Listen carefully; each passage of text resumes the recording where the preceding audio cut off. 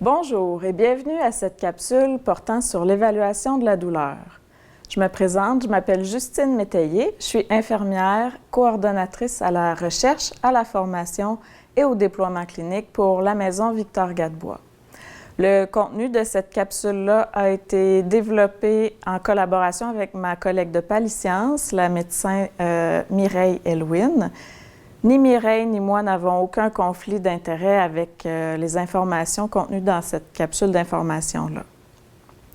Pour commencer, afin de bien pouvoir évaluer la douleur, c'est important d'en connaître sa définition. Donc, si on regarde la définition de l'Association internationale d'études sur la douleur, il s'agit d'une expérience sensorielle et émotionnelle désagréable résultant d'une lésion tissulaire réelle ou potentielle ou décrite en de tels termes. C'est-à-dire qu'il ne s'agit pas seulement de quelque chose de sensoriel, il y a une composante émotionnelle à la douleur. Et résultant d'une lésion tissulaire réelle ou potentielle ou décrite en de tels termes, ça veut dire qu'il n'y a pas nécessairement de lésion objectivable, soit visuellement ou par imagerie, mais quand le patient nous décrit une sensation qui réfère à de la douleur, on est en présence de douleur. C'est une sensation, c'est un symptôme qui est très subjectif. Hein, il n'y a que le patient, la personne qui le vit, qui peut le décrire. On n'a pas d'indicateur de mesure de la douleur. Et c'est associé à notre perception de l'événement et c'est influencé par nos expériences passées. Puisque la douleur, ce n'est pas un événement sensoriel isolé, hein, c'est quelque chose qui s'inscrit dans un contexte, c'est important de connaître et de comprendre les 4 composantes qui influencent la douleur. Dans un premier temps, il y a la composante sensoridiscriminative, qui est vraiment la composante sensorielle où le système nerveux va capter et décoder le message douloureux des nocicepteurs. Ensuite, il y a la composante cognitive. On entend par là tout ce qui donne sens à la douleur, l'interprétation, la valeur de la douleur. C'est vraiment l'explication intellectuelle, rationnelle que la personne va avoir de sa douleur si elle l'associe à sa maladie ou à des effets secondaires d'un traitement, par exemple. Ensuite, il y a la composante affective émotionnelle, donc les émotions qui vont être liées à la douleur. Ça peut être, par exemple, la peur face à l'incertitude quant à l'évolution de la maladie, ce qui est quelque chose qu'on peut quand même fréquemment observer en soins palliatifs et en fin de vie. Ça peut être de la colère, de la tristesse qui vont venir influencer aussi le ressenti douloureux. Et finalement, la composante comportementale, donc les manifestations verbales et non verbales de la personne. Les comportements peuvent être très expressifs ou, à l'inverse, très contenus, mais il faut comprendre que l'expression des comportements ne sera pas proportionnelle à l'intensité de la douleur. C'est-à-dire que c'est pas parce qu'on a des comportements très expressifs, de cris, de pleurs, que notre douleur est plus intense que quelqu'un qui va avoir des comportements très contenus, chez qui on ne suspectera pas autant de douleur. Ensuite, c'est important de comprendre le concept de douleur globale ou de douleur totale. Ce sont des synonymes. C'est un concept dont l'idée centrale est de montrer l'interrelation entre les différentes dimensions. En effet, le concept de douleur totale souligne qu'il serait futile d'espérer un soulagement optimal de la douleur en s'attardant seulement à une seule de ces dimensions.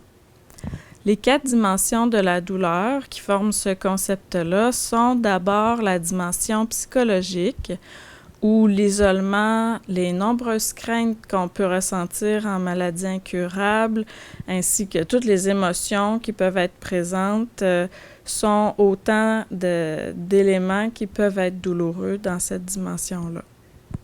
Ensuite, la dimension sociale, où il va y avoir les facteurs économiques, familiaux et ceux liés au travail qui vont pouvoir influencer, comme par exemple des inquiétudes par rapport aux coûts reliés aux arrangements funéraires ou encore des tensions préalablement vécues entre un patient et ses enfants et dont les enfants ne désirent maintenant plus visiter leurs parents. C'est d'autres exemples qui peuvent amener des éléments de douleur sociale potentielle. La dimension spirituelle, quant à elle, elle réfère par exemple à différentes croyances de la personne, si elle trouve un sens ou non à cette fin de vie, ou encore s'il y a des remords qui refont surface.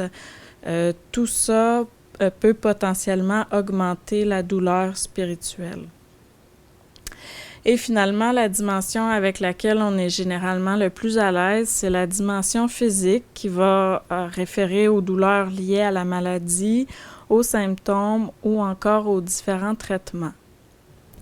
Vu que ces dimensions-là interagissent entre elles, exemple, un grand souci familial peut bloquer un traitement analgésique, même si le traitement est bien adapté au niveau physiologique. Et inversement, une douleur physique risque d'aggraver les éléments douloureux qui sont présents dans les autres dimensions, que ce soit psychologique, sociale ou spirituelle. C'est pour ça qu'une intervention interdisciplinaire est grandement privilégiée, puisque c'est pas rare en soins palliatifs que les 4 dimensions soient touchées quand un patient est souffrant. Maintenant, passons à la différenciation entre la douleur aiguë et la douleur chronique. La douleur aiguë, c'est une douleur qui arrive subitement. C'est une nouvelle douleur qui va engendrer des symptômes, des signes du système nerveux autonome. Donc, une pâleur, diaphorèse, tachycardie. Il peut avoir aussi de l'hypo ou de l'hypertension associée à ça. Souvent, le patient va avoir le visage très crispé, qu'on appelle le faciès douloureux, et il peut avoir aussi une position antalgique. La douleur chronique, quant à elle, ce n'est plus une nouvelle douleur. Donc, c'est une douleur qu'on dit qui va persister au-delà du cours habituel de guérison d'une lésion. Étant donné que ça peut être difficile de connaître tous les temps habituels de guérison pour les diverses lésions ou maladies possibles, dans la littérature, on normalise au fait qu'une douleur qui est présente et qui persiste depuis plus de 3 mois va être considérée la plupart du temps comme une douleur chronique. Dans les caractéristiques de la douleur chronique, il y a l'absence des signes du système nerveux autonome. La position antalgique va disparaître. Le visage sera plus crispé comme en douleur aiguë. Le visage va être davantage fatigué ou découragé. Et il peut avoir aussi des perturbations au niveau de l'humeur, plus d'irritabilité, plus de frustration, plus d'impatience. Et c'est important à comprendre la différenciation entre la douleur aiguë et la douleur chronique. Encore là, puisqu'en soins palliatifs, il y a plusieurs de nos patients qui souffrent de douleurs chroniques et que comme le corps s'est habitué, comme je disais, il n'y a plus les manifestations du système nerveux autonome. C'est-à-dire que si on a un patient qui vient nous voir au poste et qui nous demande une entredose pour une douleur qu'il qualifie d'importante, et qu'en attendant qu'on prépare l'entredose, le patient part fumer, on pourrait se demander, est-ce que le patient est réellement souffrant? Eh bien oui, c'est fort possible que si le patient souffre de douleurs chroniques, qu'il continue de vaquer à ses occupations habituelles, même s'il ressent une douleur qui peut être très importante. Donc, il faut faire la distinction et bien le comprendre. Maintenant, présentons les types de douleurs. Pour bien évaluer la qualité de la douleur, il faut distinguer les différents types de douleurs. Il y a 2 principaux types, les douleurs nociceptives et puis les douleurs neuropathiques. Comme vous voyez à l'écran, les douleurs nociceptives se divisent en douleurs somatiques ou viscérales. Les douleurs nociceptives somatiques sont des douleurs généralement d'ordre osseuse ou inflammatoire. Et ça va être des douleurs qui vont être très vives, très précises, assez localisées et la plupart du temps liées au mouvement. Donc, soit qu'il n'y a pas de douleur et quand la personne se mobilise, il y a une apparition de la douleur, ou encore une douleur qui est constante et qui est exacerbée quand il y a une mobilisation ou une pression qui est faite. Pour ce qui est des douleurs viscérales, il y a des douleurs viscérales parenchymateuses. Celles-ci touchent généralement les organes pleins du corps. C'est des douleurs qui sont plus sourdes, plus mal définies. Les patients ont généralement plus de difficultés à localiser ces douleurs-là. Ça va être des régions plus larges, comme une douleur à tout l'abdomen. Des douleurs plus lancinantes, plus agaçantes de fond. À l'inverse, des douleurs viscérales spasmodiques qui, elles, vont toucher davantage les organes creux. Ça va se traduire par des crampes, des coliques, des spasmes et ça va être principalement limité à l'abdomen. Pour les douleurs neuropathiques, elles se divisent en deux catégories. Il y a les douleurs neuropathiques dysesthésiques qui se traduisent par des sensations de brûlure ou des engourdissements, des picotements ou encore une sensation de serrement douloureux. Sinon, les douleurs neuropathiques paroxystiques qui sont généralement spontanées et sans facteur déclenchant, ça peut se présenter, ça peut être ressenti comme des coups de couteau, des chocs électriques. C'est généralement très vif et très intense et ça peut venir en salve, donc un peu comme des décharges électriques, justement. La différence entre une douleur simple et une douleur mixte, une douleur simple, c'est une douleur qui est soit nociceptive ou neuropathique, alors qu'une douleur mixte, c'est une douleur qui a une composante nociceptive et neuropathique à la fois. Les outils d'évaluation. Pourquoi c'est important d'avoir des outils d'évaluation? C'est pour s'assurer qu'on ait un langage commun entre les différents professionnels, aussi pour s'assurer d'avoir un bon suivi des interventions qu'on met en place. Parce qu'on peut vérifier l'état avant l'intervention du patient et regarder est-ce que l'intervention a été efficace, est-ce que ça a amélioré l'état de la personne.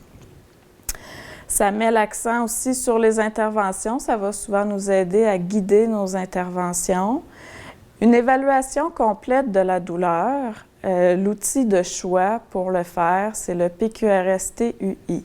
Donc, les infirmières connaissent généralement très bien cet outil-là. Le P est pour qu'est-ce qui provoque, qu'est-ce qui précipite ou qu'est-ce qui pallie le symptôme. Le Q pour la qualité, le R pour la région, le S pour la sévérité ainsi que pour les symptômes associés, le T pour le temps, U pour understanding, la compréhension qu'a le patient du symptôme et le I pour son impact. Donc, quand on évalue une douleur pour la première fois, bien, il faut passer à travers toutes ces questions-là pour vraiment avoir un portrait complet de la douleur. Donc, on va demander au patient qui nous dit qu'il a mal, où est-ce que vous avez mal? Montrez-moi où ça fait mal. Comment vous décririez votre douleur? Et c'est là où les types de douleurs vont être pertinents parce que ça peut être difficile pour le patient de nous décrire la douleur, donc on peut suggérer. Est-ce que c'est augmenté quand vous bougez? Est-ce que c'est des crampes? Est-ce que c'est plus des brûlements, des engourdissements, des coups de couteau? On peut lui demander aussi depuis combien de temps vous avez cette douleur-là? Quand est-ce que ça a commencé, cette douleur-là? Est-ce que la douleur est toujours présente? Ou est-ce qu'à l'inverse, ça part et ça revient? Si la douleur est toujours présente, est-ce qu'elle est toujours à la même intensité? En ce moment, vous diriez que la douleur est à combien sur 10? 0 étant aucune douleur et 10 étant une douleur insupportable. Est-ce qu'il y a des choses qui provoquent la douleur? Est-ce qu'il y en a qui la diminuent? Avez-vous essayé de prendre de la médication? Est-ce que des positionnements vous soulagent ou de la chaleur, de la glace? C'est quoi votre compréhension de cette douleur-là? Pourquoi vous pensez que vous ressentez cette douleur-là? Et finalement, quel impact ça a dans votre vie? Est-ce que ça vous limite de sortir? Est-ce que ça vous empêche de voir des gens? Est-ce que ça trouble votre sommeil? Donc, c'est autant de questions qui vont être pertinentes pour l'évaluation complète de la douleur chez un patient. Dans les outils pour compléter notre évaluation, si on a une hypothèse qu'il puisse s'agir d'une douleur neuropathique, on peut utiliser l'outil DN4 pour venir dépister davantage une possible douleur neuropathique. L'outil DN4 comporte 10 éléments à évaluer, divisés en 4 sections. Et pour chacune des sections, on peut coter oui ou non, et le score est donc sur 10. Et un résultat plus grand ou égal à 4 sur 10 va témoigner avec une assurance à 90 % de la présence d'une douleur neuropathique.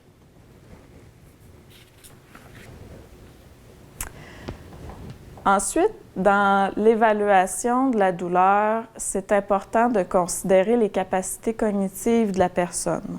Donc, on doit se demander, est-ce que la personne est apte à répondre à des questions concernant sa douleur?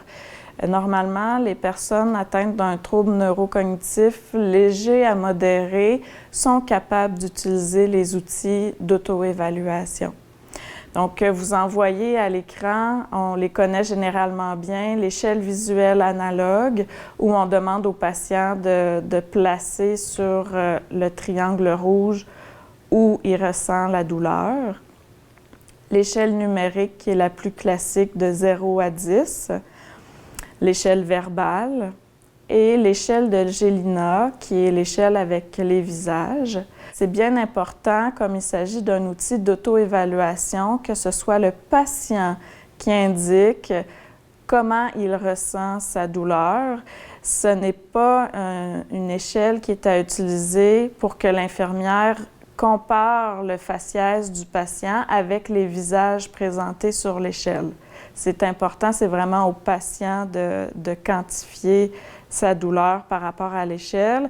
Et ça peut être très pertinent d'expliquer l'échelle au patient avant pour mentionner que ce qu'on évalue, c'est la douleur, pour pas qu'il y ait de confusion avec une interprétation de cette échelle avec de la tristesse ou de la colère, par exemple.